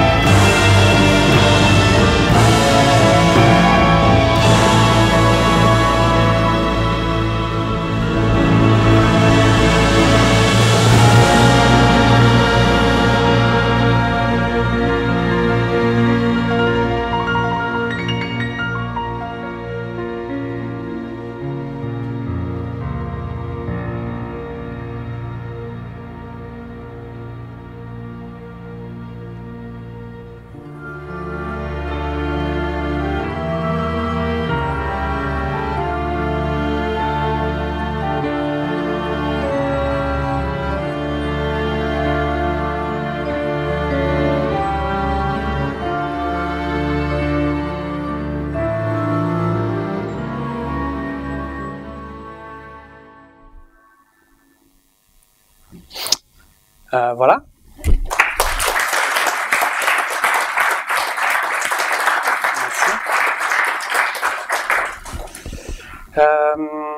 Bon voilà, alors pour pondre ça a été assez compliqué parce que qui dit île Maurice dit île, donc tout est beaucoup plus lent là-bas. Alors en fait, on a eu l'idée assez rapidement parce qu'on a visité, donc j'avais que 3 mois. On a visité le premier mois le théâtre. Donc moi j'étais sûr que je voulais faire quelque chose là-dedans. Et en fait, quand on est rentré, la première chose qu'on a vue, c'est que c'était la première fois qu'en fait que je faisais ça, c'est qu'on nous a fait rentrer par la scène au lieu de nous faire rentrer par le côté public. Et je me suis dit, c'est super intéressant parce que pour pouvoir faire revivre le théâtre comme on avait envie de le faire, au lieu d'être tout s'est toujours passé sur la scène, donc on s'est dit là cette fois c'est le théâtre en lui-même qui va, c'est le spectateur invisible qui va vivre ce petit instant. Donc alors pour procéder à ça, en fait on s'est dit on va pas faire le projet comme ça tout seul. Déjà on a besoin de financement, on a besoin de moyens, ça va être compliqué. Comment on va faire pour c'était bien d'avoir des idées, de vouloir mapper la totalité de l'espace, mais voilà, ça engendrait pas mal de problèmes. Et l'idée, c'était pas de claquer tout notre argent là-dedans non plus. Donc on s'est dit, si les gens croient en notre projet, on va les faire rêver en leur parlant du projet et voir peut-être qu'il y aura des boîtes qui vont vouloir nous aider. En parallèle, moi, ce que je trouvais, c'est surtout pour ça que j'étais venu, c'est de créer du partage. Je savais qu'on n'allait pas avoir beaucoup de temps pour mettre tout ça en place. Donc, je suis allé faire un peu le tour des écoles, des écoles d'art là-bas. J'ai envoyé des mails à plusieurs personnes aidées par mes amis sur place et on a eu malheureusement au départ quelques étudiants qui étaient intéressés et en fait il y en a que 2 qui étaient vraiment intéressés pour travailler avec moi, sauf qu'ils maîtrisaient pas du tout les logiciels que je leur avais dit maîtriser un minimum After Effects, Illustrator, Photoshop pour pouvoir m'aider. Donc voilà, il y en avait plein qui avaient envie, mais qui n'avaient pas la maîtrise. Donc je sentais que ça allait être compliqué pour moi de leur apprendre en même temps les logiciels et en plus après travailler sur le workshop. Donc c'était un peu mal barré. Et puis un jour, en fait, j'ai rencontré un gars un peu par hasard. Et il me dit qu'il est VJ. Encore là, c'est Eureka pour moi, c'est super. Donc le VJing, pour ceux qui ne connaissent pas, en fait, c'est à peu près la même chose que ce que je fais moi en vidéo mapping. Sauf que la plupart du temps, les VJ, il y en a qui créent leurs images, mais lui, en fait, il créait pas. C'était pas son but de créer l'image, mais plutôt de mixer l'image dans des espaces. Et donc ce gars, Avnish, est un petit Indien qui ressemble à Prince, c'est assez drôle, et en indien. Et en fait, il est VJ à Singapour, donc il travaille beaucoup, parce que bon, à Maurice, il travaille un peu à Maurice, mais c'est pas encore, à l'époque c'était pas encore florissant. Et il s'est créé une petite équipe de graphistes avec qui il travaille pour voilà. Donc j'ai invité tout le monde et le workshop était parti comme ça. Donc je vais essayer juste de vous expliquer un petit peu le process. Alors, peut-être que je parle un peu trop. Donc la base c'était donc pouvoir avoir le lieu un moment pour pouvoir faire ça. C'est là où ça a été compliqué avec l'administration mauricienne, c'est qu'on a eu on a envoyé des lettres un peu partout. Alors bon, il fallait demander des autorisations parce que c'était fermé pour cause d'insalubrité. C'est-à-dire qu'à peu près les 3/4 du bâtiment prennent l'eau quand il pleut. Et l'île Maurice, c'est quand même une île qui se prend énormément d'ouragans, surtout là en cette période. Et ce théâtre, il a subi toutes sortes de dommages sans forcément être réparé à temps. Donc voilà, il est dans un état c'était assez compliqué. du coup, je sais plus où j'en étais. Oui, en fait, donc le premier mois, on a demandé l'accord. Et en fait, j'ai eu l'accord, l'autorisation pour pouvoir faire ça que 3 semaines avant de partir de l'île Maurice. Donc là, j'étais un petit peu dans un état dépressif parce que je me suis dit que j'allais jamais y arriver, que c'était pratiquement impossible. Donc on a essayé de répartir ça sur le peu de temps qu'on avait. Donc on a bloqué 2 semaines. On avait que 3 jours d'autorisation pour être à l'intérieur la première semaine et 1 journée d'autorisation pour diffuser le film et pouvoir le capter. Donc déjà, on se disait, bon bah, on n'arrivera jamais à avoir du public à l'intérieur et tout ça on abandonne. Donc c'est pour ça que ce qu'on voulait surtout, c'est avoir un film qui était intéressant. Alors pas forcément de le vivre en réel parce que le kiff il était que pour nous. Donc garder quand même une trace intéressante en film et pouvoir s'en servir après pour la juste cause. Donc on se disait, la juste cause c'est quoi ? Ça va être peut-être la rénovation du théâtre, on sait jamais, ça peut peut-être un peu réveiller les gens, peut-être montrer qu'un théâtre c'est quand même un peu la base de la culture dans une ville. Donc s'il n'y a pas de théâtre, ça veut dire qu'il n'y a pas tout le reste de la culture dans la ville. Donc là on se disait qu'il y avait peut-être aussi un problème. Donc on se disait, allez, on va essayer de faire notre petit buzz sur Internet, on verra bien. Donc une fois qu'on avait toutes ces idées, il nous fallait les financements et le matériel. On est allé voir une boîte qui avait des vidéoprojecteurs. C'était à l'époque la seule boîte qui avait des vidéoprojecteurs. Et on est venu comme des fleurs en leur demandant, on voudrait tous les vidéoprojecteurs que vous avez, les plus chers, les plus gros, on veut tout. Et du coup, ils nous ont pris un peu pour des dingues, mais on leur a dit, on fait une vidéo. J'avais montré un petit peu ce que je faisais avant. J'aurais dit, voilà, juste essayer de nous faire confiance. J'avais déjà travaillé avec ces personnes-là sur des prestations, donc ils savaient de quoi on était capable, quoi. Et je leur ai dit, la vidéo, vous en faites ce que vous voulez après. Si vous voulez faire votre communication professionnelle, voilà, ça montrera que c'est votre matériel. Donc ils ont dit oui, c'était super. Donc l'idée, en fait, pour faire ça, donc on a mis, alors là il y en a qu'un, mais on a mis 2 vidéoprojecteurs au centre, pour avoir tout le dôme, parce que c'était vraiment une super belle pièce. Alors, ce qui est dingue, c'est que le dôme, il est intact. Il n'a pas bougé. C'est comme s'il y avait une espèce de bulle transparente qui protégeait ça, parce que c'est la dernière œuvre qui reste dans ce lieu. Alors, bon, j'ai pas l'autre image, mais c'est pas grave. Et donc, un autre vidéoprojecteur en face pour avoir la totalité de l'espace.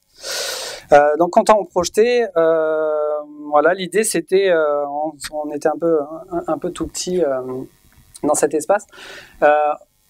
J'ai voulu avec eux en fait leur montrer la technique du vidéo mapping la plus archaïque possible, donc sans forcément utiliser des logiciels qui existent maintenant, qui améliorent un petit peu la façon de faire d'un vidéo mapping. Donc je voulais montrer que avec pas grand chose et avec les outils d'Adobe, on pouvait faire du vidéo mapping. Donc tout le monde peut faire du vidéo mapping à la maison à partir du moment où on a Illustrator et un vidéoprojecteur. Donc c'est ça que j'ai voulu leur montrer. Alors comment on procède ? L'idée en fait c'est qu'on n'avait que 3 jours les vidéoprojecteurs allumés. On a balancé une image blanche sur la totalité de l'espace, tout ce qu'on a pu utiliser, voilà, avec les focales qu'on avait. Et l'idée, en fait, c'est de venir redessiner directement sur l'espace les éléments qui nous intéressent. Nous, ce qu'on voulait, en fait, c'était faire des calques qu'on pouvait après utiliser sans être sur place pour pouvoir créer le média. Alors, je vais vous montrer ça. Donc là, en fait, on est sur la prise de notes, on va dire architecturale.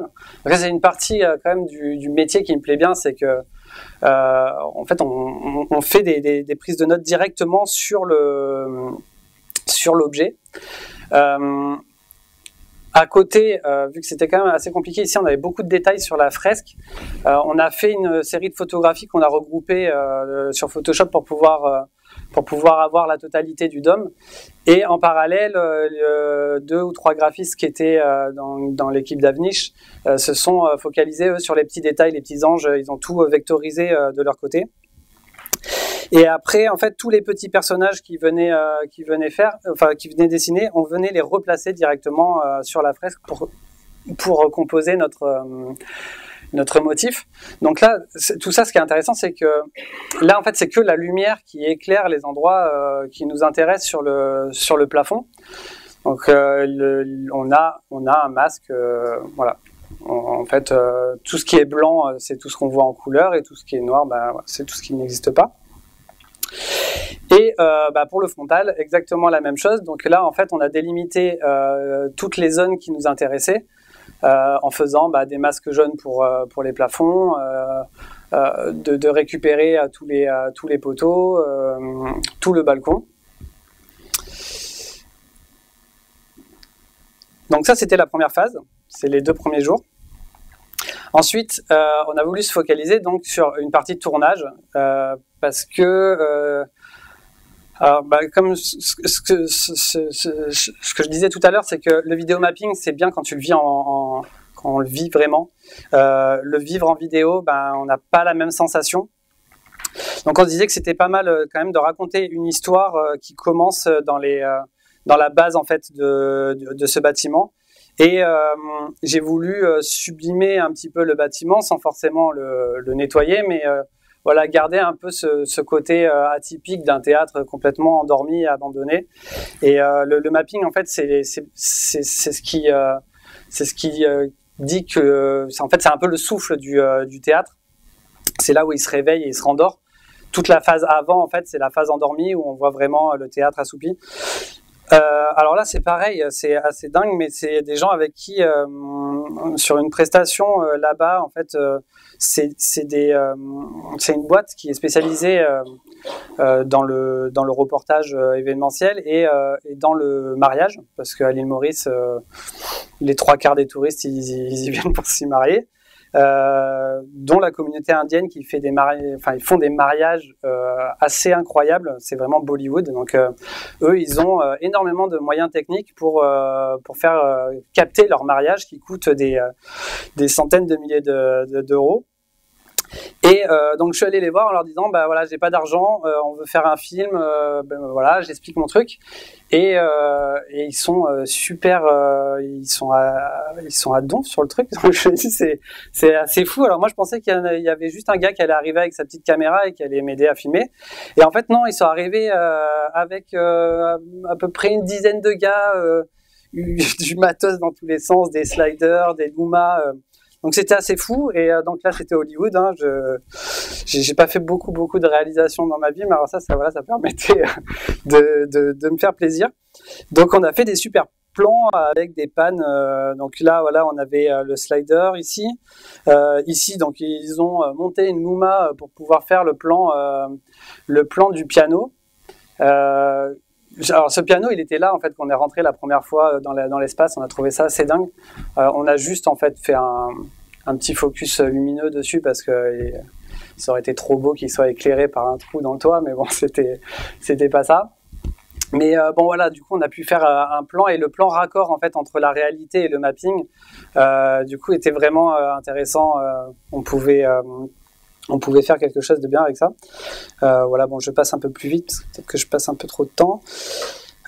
Donc la phase de conception, bon bah voilà, forcément à un moment il faut s'y coller, After Effects, et on commence à monter le film.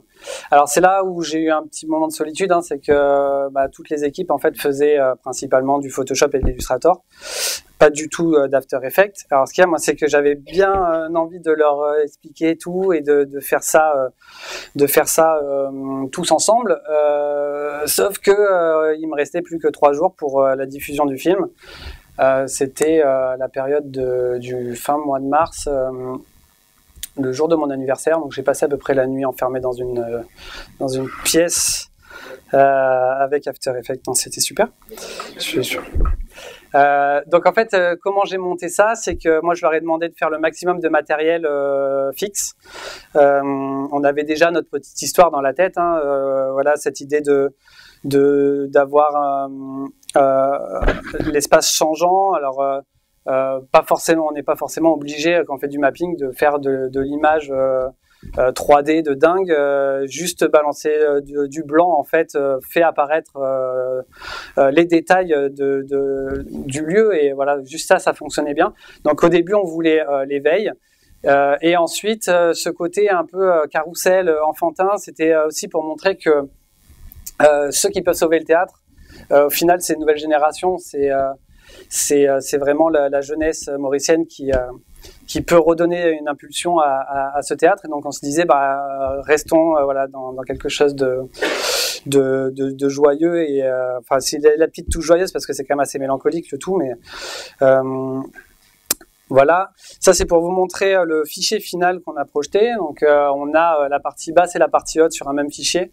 Je vais peut-être pas m'étaler sur la technique, mais bon voilà, l'idée c'est que la vidéoprojection elle se faisait sur un seul et même fichier. Le fait d'utiliser Illustrator aussi, alors bon ça c'est pareil, c'est un peu long à expliquer. S'il y en a qui s'intéressent, je vous expliquerai enfin, tout à l'heure. Et en fait l'idée c'est qu'on n'est pas obligé d'avoir un logiciel. Si on est au bon format, en fait on met play sur un lecteur vidéo, on se met en pleine image et tout tourne. Voilà, donc après bon, la conception, on avait 2 personnes qui faisaient un peu de 3D, donc je leur ai fait faire des petits éléments en 3D. On a les petits chandeliers qui bougent à un moment. Et le son, alors on est tombé sur ce son d'Ezekiel qui est juste incroyable. Je les ai appelés plus tard pour leur demander si je pouvais garder la musique. Ils sont super sympas, ils m'ont dit que c'était ok, que j'avais pas forcément besoin de payer des droits. Surtout qu'Ezekiel ils font des shows exceptionnels en vidéomapping si vous voulez voir des choses vraiment cool. Et du coup, on a juste coupé leur musique, on a essayé de garder le maximum. On avait trouvé une version orchestrale comme ça qui était super bien, et on l'a juste, on a changé la fréquence pour avoir quelque chose d'un peu plus lent. Et voilà quelques visuels vus un peu différemment, donc ça allongé sur le sol. Voilà, alors je vais essayer d'être rapide, je sais pas si je suis dans les temps ou pas. Ok, alors en fait donc c'était 3 jours avant que avant que je m'en aille de Maurice. Ce qu'on a réussi à faire et ce qui était assez incroyable pour la petite histoire, c'est que on était tellement content de ce qu'on avait fait. Alors pas forcément hyper content de la créa parce qu'on a toujours envie de faire plus. Hein. Ça c'est une production de 3 jours, donc on a fait ce qu'on a pu. Mais on s'est dit c'est quand même dommage de garder ça pour nous. Même si on montre une vidéo sur internet, on aimerait bien le montrer. Et du coup on a envoyé des lettres un peu partout chez les politiques mauriciennes. Donc à la mairie de Port-Louis qui est la capitale. Au gouvernement, à tout le monde, au ministre de la Culture. Et au final, on a eu, je ne sais plus exactement, mais on a eu 4 ou 5 ministres qui sont venus avec le tapis rouge quand même devant le théâtre pour les faire, parce qu'ils ont un protocole quand même qui est assez particulier. Donc ils ont déroulé le tapis rouge et il y a 4 ministres qui sont venus. L'ambassadeur de France qui est venu voir le film et on leur a montré ça. Donc on était un peu hallucinés, mais du coup, qui dit ministre dit journaliste parce que ça les a intéressés de savoir pourquoi ils venaient là. Interview, enfin un espèce de truc un peu dingue. Et après, moi, je suis très vite parti. Donc je leur ai laissé le bébé, j'ai pas trop compris. Et une semaine plus tard, mon ami m'envoie un mail avec un article de moi. En plus, ils avaient pris une photo de moi, j'avais pas vu. Donc un article en première page du journal mauricien avec ça et en disant que ça allait donner des financements en fait pour remettre le théâtre d'aplomb. Alors, voilà, truc de dingue. Et du coup, la vidéo a fait un buzz assez conséquent là-bas. Du coup, ça a fait connaître un peu le truc. Et là, on s'est dit, notre festival, on peut l'avoir. Du coup, mes amis là-bas, ils sont quand même assez pushy, on va dire. Hein. Faut y aller quand même pour créer un festival en si peu de temps. Donc ça, on a fini ça au mois de mars, et ils ont décidé qu'en décembre, ils allaient faire un festival dans la capitale. Alors ce festival, on en est à la 2e édition cette année. Donc on a fait la première édition en décembre, on a vraiment réussi à le faire. Ça a été un travail de titan pour eux. À peu près 4000 personnes qui ont travaillé sur le projet dans sa globalité, et nous un comité d'à peu près 10 créatifs pour mettre en place le festival. Je vais vous montrer une vidéo qui regroupe en fait tout ce qui s'est passé, et juste je vous dirai un petit peu voilà ce qu'on a fait dessus.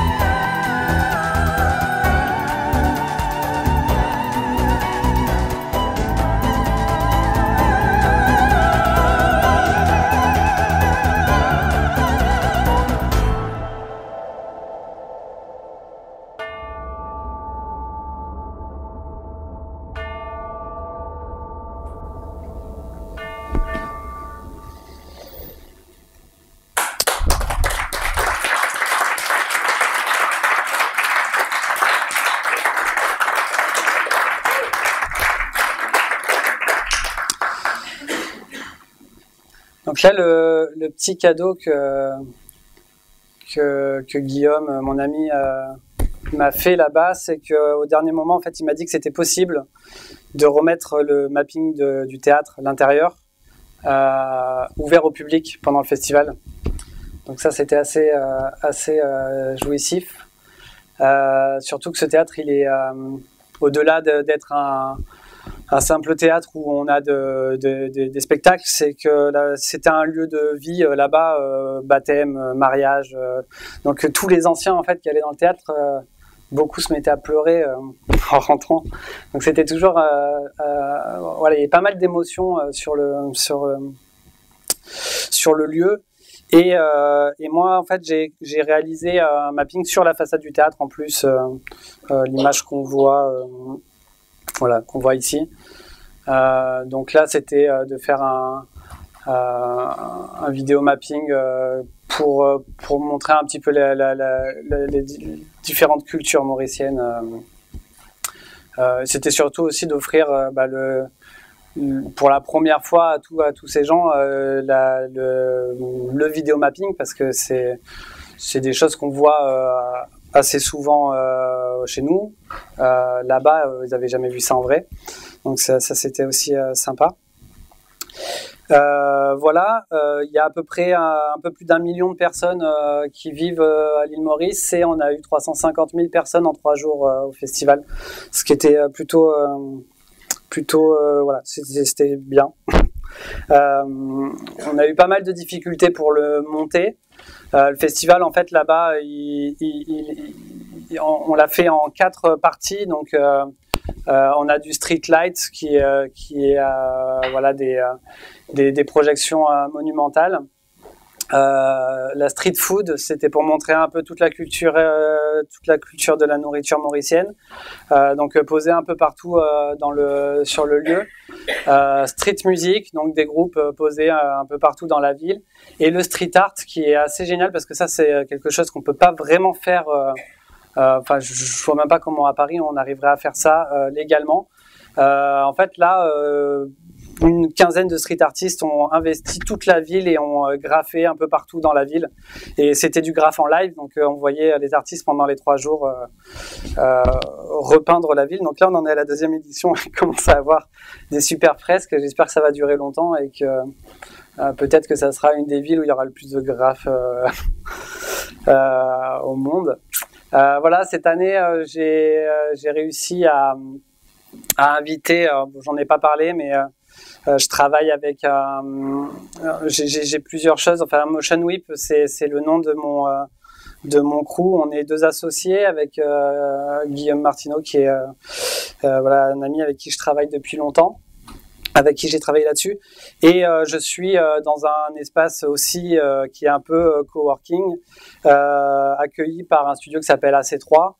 Et c'est un collectif où on travaille tous ensemble sur plein de projets différents. Toujours voilà, la collaboration, moi c'est toujours ce qui me plaît. Et j'ai réussi à les inviter cette année pour faire quelque chose ensemble. Donc juste, je vais vite, mais voilà, cette année en fait on a fait, ça c'est ma partie.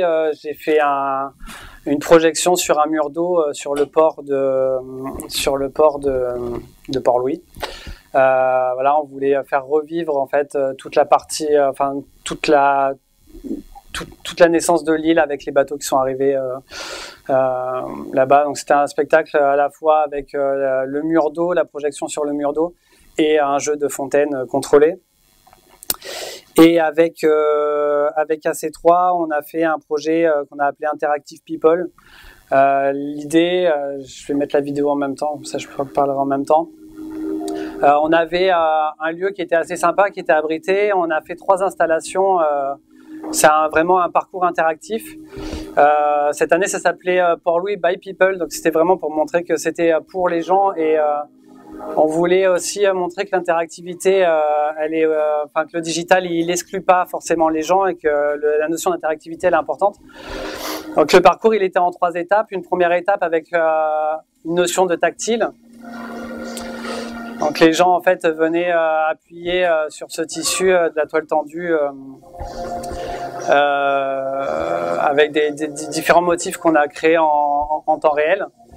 Ensuite on avait une deuxième installation qu'on va voir. Ouais, j'arrête, ok. Juste, ouais, c'est pas grave, on va pas voir la suite, mais juste pour 1 minute. Hein.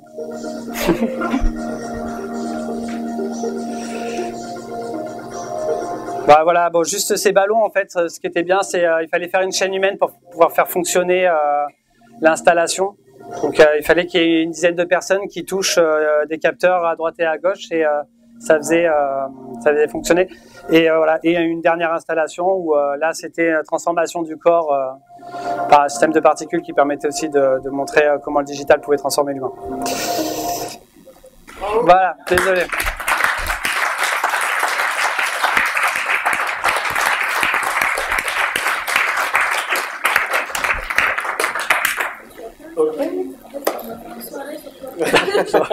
Je suis désolé, je suis toujours un peu long. Vous pouvez maintenant, on peut se lever et aller profiter des pizzas, bières, tout ce qu'il y a un peu partout. Pauline, tu avais une dernière chose à dire, toi ?